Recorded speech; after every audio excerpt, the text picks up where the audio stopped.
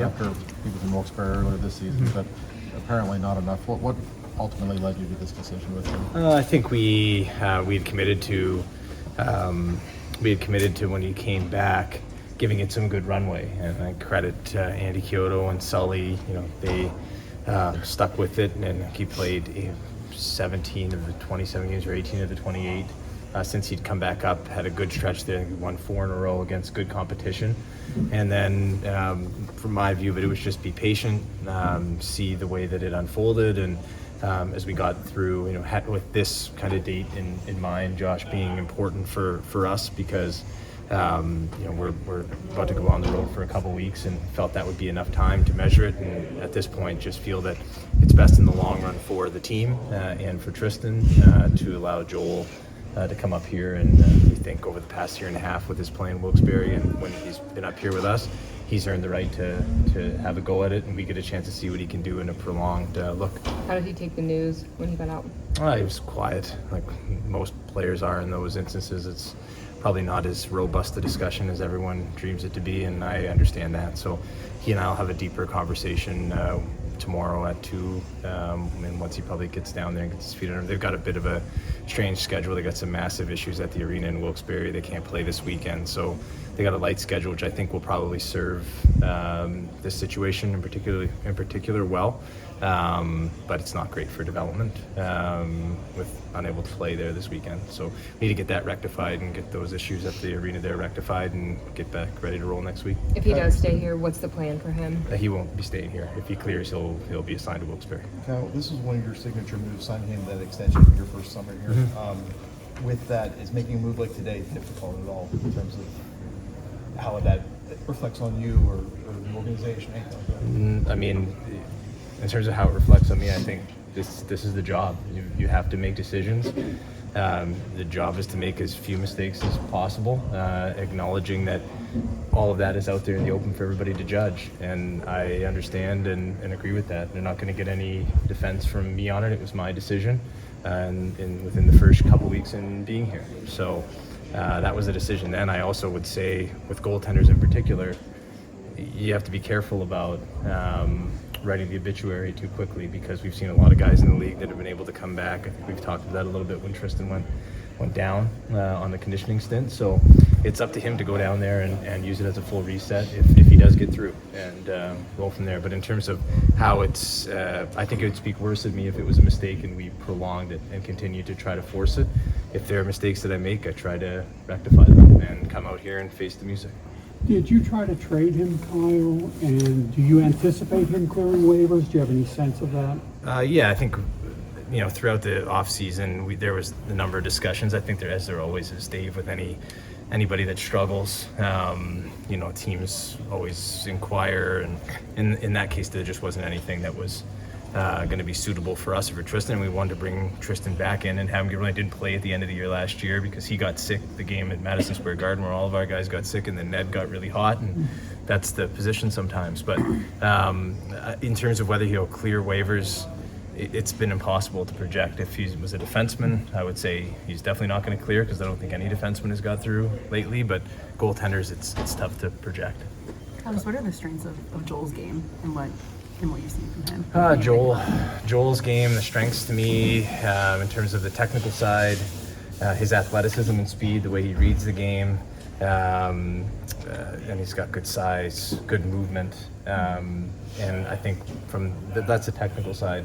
On the psychological side, and I think we've all seen it up here a little bit, when he has a bad stretch or bad game, he is able to put a stop to it and get it moving the other way. So it's going to be different here than American League, but we'll give him that chance. Kyle, if he goes to Wilkes, you obviously still have to handle some of that salary cap hit.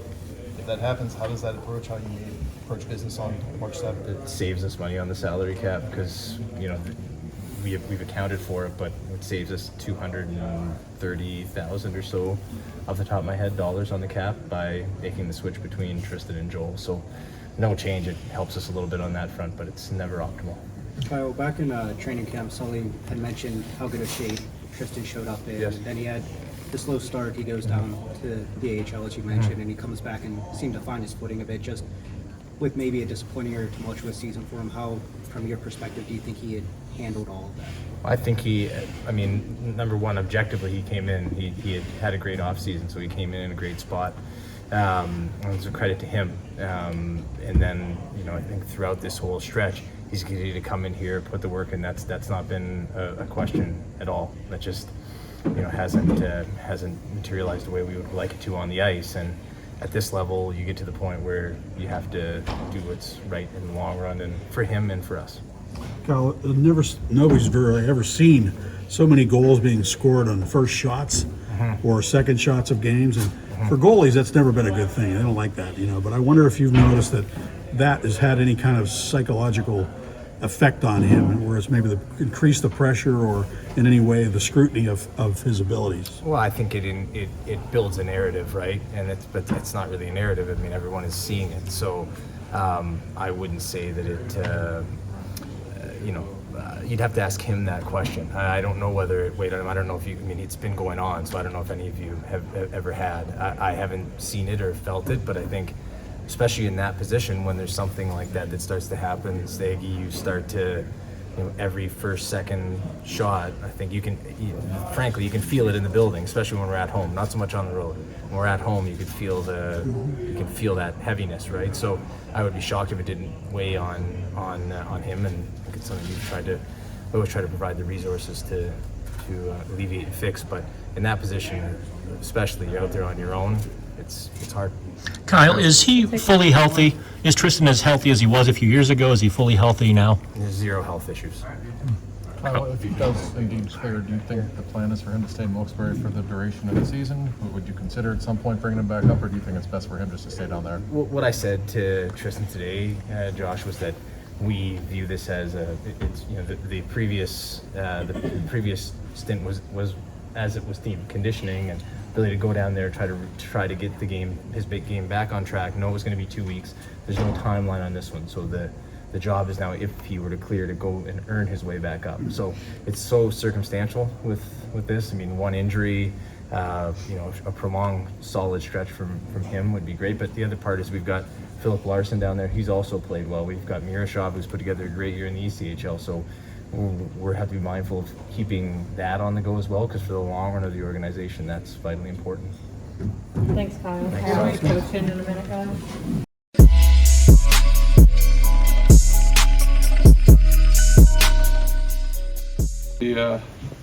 When you lose, this kind of stuff that can happen, and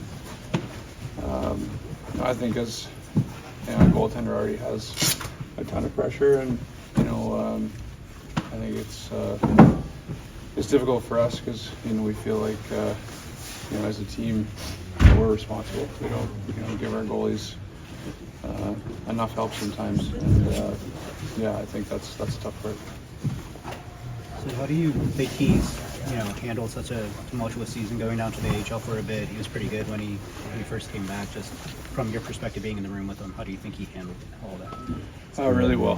It couldn't have been easy. I think the way he worked, I think the attitude that he maintained all the way through that, and continues to maintain. I think, like I said, a goalie is always someone who's under the microscope even more with the position, and when you lose, and when you go through stuff like he's gone through, I don't think he could have handled it any better, to be honest with you. Can you speak to your confidence? I know you guys have it in net and most likely will come up. Yeah, I think for us it's more about as a team, defending better and helping our goaltenders. You can't give up breakaways or quality chances the way we are, and expect them to be able to fight that off every night. It's up to us to be better in front of them.